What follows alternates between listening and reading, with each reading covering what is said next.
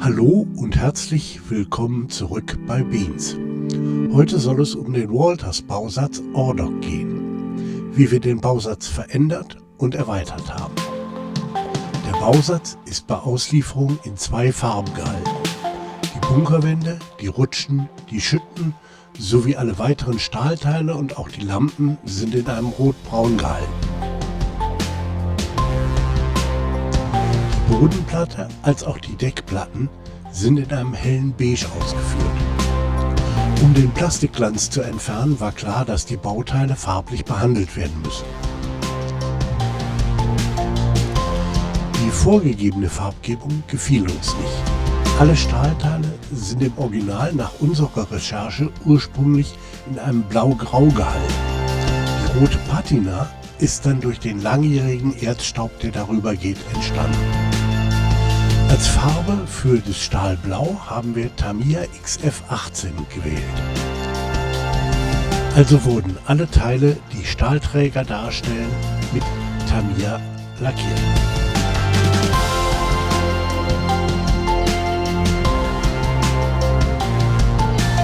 Die Rutschen und Schütten sind durch das Erz innen blank gescheuert. Also sollen die Innenteile der Rutschen und Schütten als auch die Innenseite der Bunker metallsilbern mit Revell 91 eingefärbt werden.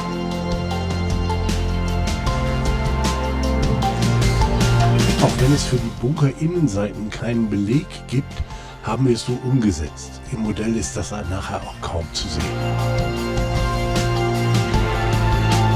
Die Bunkerfronten haben wir dunkelbraun gestaltet. Tamiya XF10 wurde hier verwendet.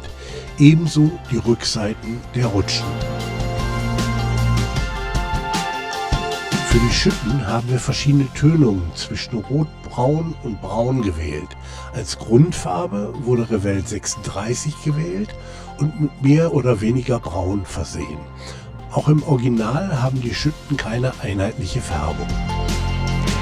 Bei den Deckplatten haben wir unsere Fantasie freien Lauf gelassen und dafür Tamiya XF22 verwendet, ein mattes Grau. Für die Geländer haben wir ein helles Grau ausgesucht, Tamiya XF12.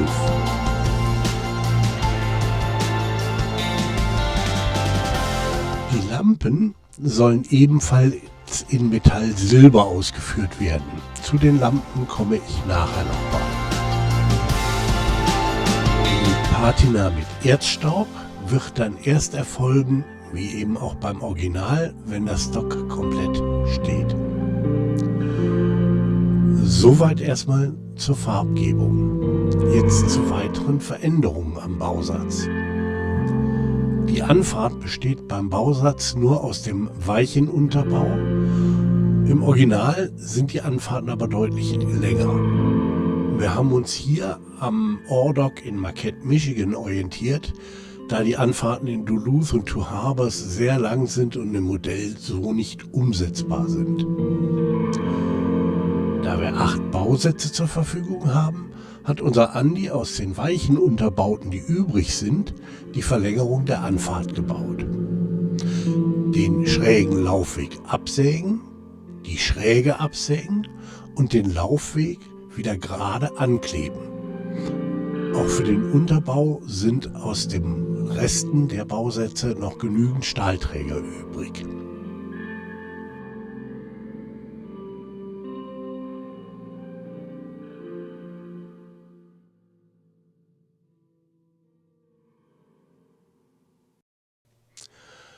Die Lampen oben auf dem Ordok sind beim Bausatz nur Dummies. Das gefiel uns nicht. Hier muss Beleuchtung rein. Harry hat die Lampenschirme aufgebohrt und eine LED eingebaut.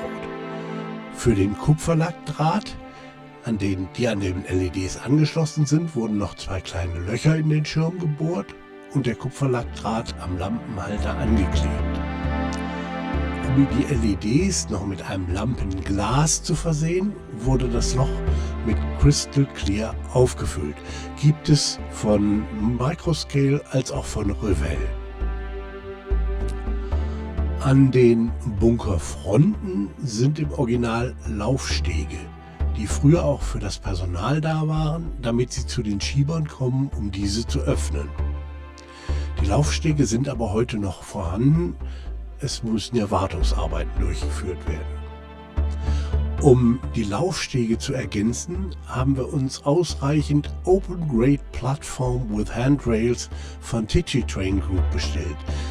In jedem Set sind immer 2 dabei. Die reichen gerade mal für 4 Schütten. Das heißt, wir brauchten hier ordentlich.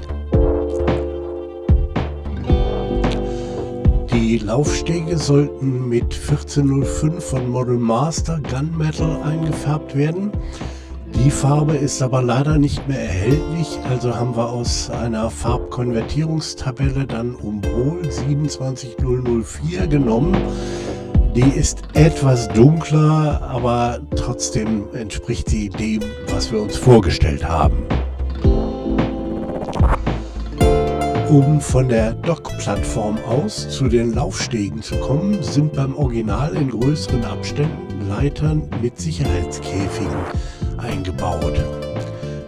Diese sind beim Bausatz so nicht dabei, aber als Messing-Netzteil gibt es diese auch von Walters. Also kaufen, zusammenbauen und gelb lackieren. Auch unten an den Stahlträgern sind im Original Lampen.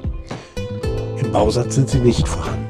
Nachdem wir im Zubehör nichts Gescheites finden konnten, haben wir die Lampen aus Evergreen-Profilen selbst gebaut und mit LEDs versehen. Natürlich auch hier wieder mit Crystal Clear.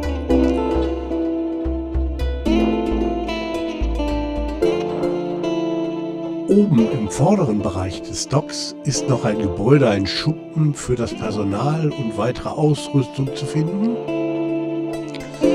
der auch im Bausatz nicht dabei ist. Die Konstruktion, die bei den Ordocks der Great Northern zu finden war, war uns zu aufwendig. Wen das interessiert, der kann gerne mal im Internet recherchieren. Auch hier haben wir uns dann am Ordock in Michigan orientiert. Andy hat das Gebäude aus verschiedenen Teilen selbst entworfen, natürlich hier auch mit Beleuchtung.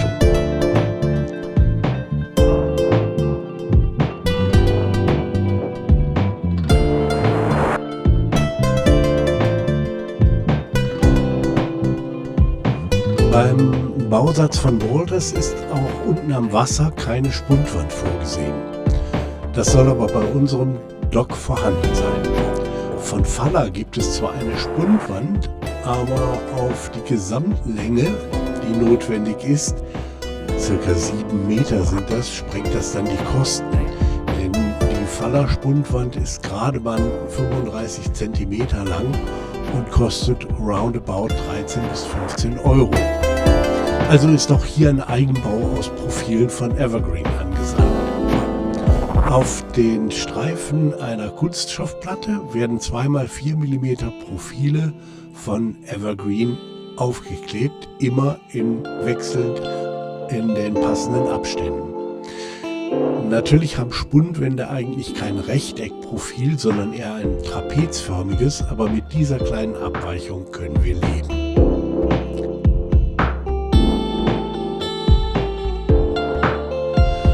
Fehlten noch die Treppen, sowohl vorne am Ordock als auch am Ende. Nach langer Suche haben wir Treppen von Busch gefunden, aus denen wir dann diese Gesamtkonstruktion bauen können.